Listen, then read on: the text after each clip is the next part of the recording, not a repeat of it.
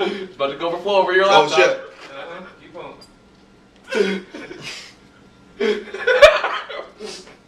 Hey everyone, welcome to episode 1 of Ask the Hero. Thank you for joining us.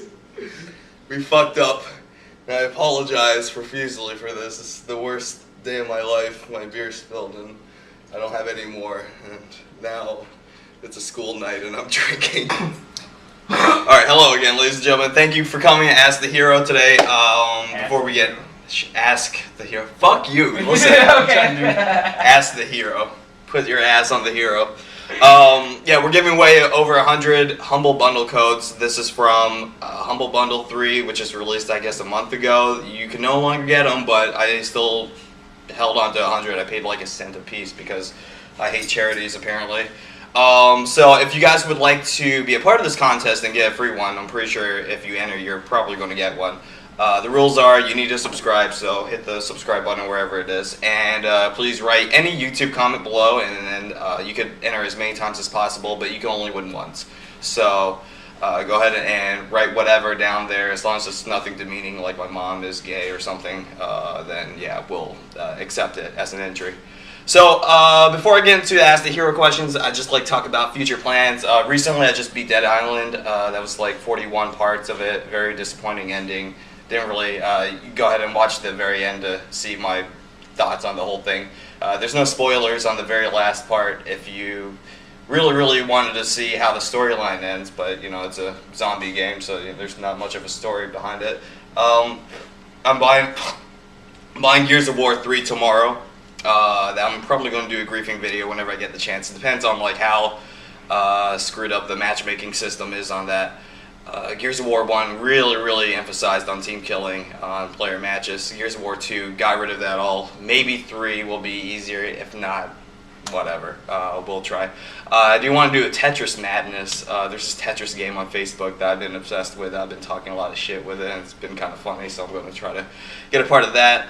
And return to Super Street Fighter 4 Madness, featuring Noah, the 8-year-old prodigy from EVO. So we're going to get a hold of him, and we're going to do some co-op commentary on that. That's going to be a lot of fun, I hope. And the Fat Boys return. That's when we go into a restaurant and we eat food really disgustingly, and just like last time, we just get kicked out of the place. Obese. So that'll be a lot of fun. Obese for some reason, apparently. I don't know what obese has to do with it, because everyone in the Fat Boys is actually very skinny for some reason. But anyway, so these questions I got from either my email, DarkSidePhil@gmail.com, or from the forums at geoffthehero.com. So if you'd like to ask your own question, go ahead and submit a post over there. I skipped over some questions, but I'll come back to them in a future episode. So these are mostly serious, so I'm going to answer most of these seriously. So we're going to start here with Antonio, who asked, what do you do for a living? Do you think you'll live off of YouTube? Well, right now I'm a full-time student at FSU. I need a drink beer, sorry. I like how you take a break after that shit. That was the perfect time to take a pause, right? Answer this question seriously, shut up. I'm double majoring in taking grad school courses, but I'm actually undergrad in criminology and communications. Scholarships help pay for school, and yes, real connections do help with giving away review copies of games, and they help with other show production costs. That's how I pay for everything there. Donations obviously help out a ton, too. As much fun as this is, living off of YouTube is not actually my final goal in life. I don't know who would actually make that their goal in life. Living off of YouTube is actually pretty poor lifestyle, and unless you're like Ray William Johnson or someone, you don't have a very good income. Hopefully with a few degrees and connections I'm making, I could work PR with some guys somewhere in California. That's my overall goal in life. You look like you really have something to say. No, I really don't have anything to say. My apologies there. Aaron of the Geoff the Hero forums asked, what equipment or recording device do you use to record gameplay? I've been wanting to get a capture card, but I can't find any reliable information on them. I am personally using a Flip Mino HD right now. If you've been watching my Dead Island review, I've had a lot of problems with it. Used But I used the donations that you guys have given me over the past amount of days, which, by the way, is lifesaver. You guys put a lot of money, and I promise I'll put it to good use back to the community. But I'm going to be getting a Canon Vixia, I think it's called, HF20. I think that's what it is. But if you want to get a capture card like a normal person, like what everyone else on YouTube does, if you want SD, standard definition quality, get a Game Bridge. It's nice and cheap and it's really easy to install. It's just a USB thing. If you want HD, you should use Blackmagic, bar none. You should always use Blackmagic. There's one that you put inside your computer, or there's one that's a USB, but it uses USB 3.0, so you need a somewhat updated computer for that. Engravings asked, who are some of your... God, I'm sick right now, and my phlegm is acting up because I'm fucking drinking beer with Sour Patch Kids. It's probably the worst combination. I'm dying. Who are some of your greatest influences and people you admire most? Let's see. Who do I admire? I already pre-chose. You're alright, but you got a lot to go before I truly admire you. But I do appreciate it. He gave me a lot of ramen noodles when I was really sick yesterday, and I do appreciate that. I think they sort of healed me somehow. I don't know. Magic vegetarian noodles. For some reason doubt that, but okay, we'll roll with that. Okay, well, you go ahead with that. That's fine. Rocco Bodie from Mega 64, he's definitely a #1 influence. He kind of like went out there and did what he wanted to do, just run around in public acting like an idiot. But you know, he's actually a really smart guy. He's a witty guy.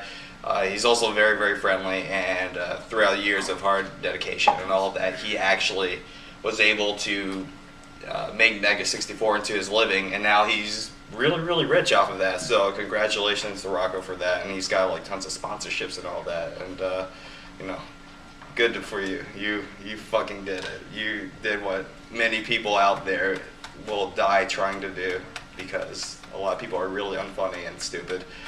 I wrote down in notes ex-girlfriend. Why did I write that? Let's skip that. Good idea. Rage Quitter 87 asked, what is your favorite fighting game tournament moment you've been involved in? Oh yeah, when I was in this summer actually, Mashing Ultra against Mike Ross as CEO. I don't know if you guys saw in the footage or whatever, but I start to actually get up, and my original plan was for me to just get up, and if you've ever seen the rock band Kiss, you know, the guy just gets up from the drum set and he throws his drumsticks into the crowd. I was actually going to do that, except I was going to throw my fight stick into the crowd, but that thing weighs like, I don't know, 20 pounds or something, so that probably would have ended well. So I realized, oh, it's not a very good idea, so I just sat back down, and then he beat me for that round after getting like a full ultra on him, which does like 50% damage. Whoops. But that was definitely my most exciting, like, just playing Mike Ross to begin with was like one of the most exciting things in person. He's a really nice guy, and I was just really happy to be around. It was just like, there were tons of fighting game celebrities around there that I have never met before, but I've been hearing about for years, and then they were all there. And it was just like, mind-blowing experience. Let's see. Okay, just to interrupt real quick. Sure. The Sour Patch Kids taste really fucking awesome after you drink the beer and eat Sour Patch Kids. Does it? Yeah, I just had to throw that out there. I only have like half an hour to go before I reach the bottom line, so. Get Damn said, will you ever sell out like DSP and make Cafe Press shirts and beer steins and shit? I've always wanted one that said 1, 2, 3, 4, 5, 6, suck my dick. Actually, yes. Yeah. I'm planning on having a graphic artist, because like the donations are really nice, but I kind of wish I could give back for the donations. I guess this is probably the best way for making a little bit of profit off of a shirt. I'm having a graphic artist friend work on a shirt design. I'll let the community vote on what they want, and I'll sell it all. Prices should be much cheaper than other people selling shirts, because it's not going to be on Zazzle or Cafe Press, stuff like that. Ooh. Oh, excuse me.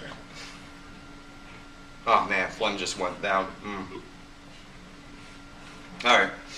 Matt from the forums asked, how do you feel about DarkSidePhil legitimately? Not in the Geoff the Hero, oh my god, he's got his fat rolls, or snapping his spine, oh my god, it's true. But in a real sense, do you really dislike him that much? Obviously, you're acting the persona, but do you really dislike him? Thank you for realizing this is just a persona, by the way. I'd be interested to hear if you even have a slight respect for the man, but I doubt it. Well, actually, I don't dislike Phil. In fact, I respect him in the same way that I respect Rockabody. He was able to do what he loved most and make a living for himself. I do think Phil is not that intelligent as a human being, though. It's obvious it's not an act when he's actually getting upset over video games and screaming and doesn't know how to block in The Witcher and all that.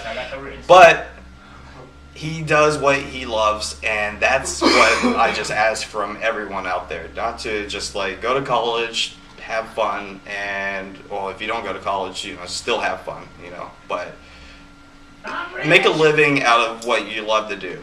Just go for that, and I don't know why you wouldn't, but there's a lot of people that wouldn't. But Phil is overweight, and overweight people tend to have self-control issues.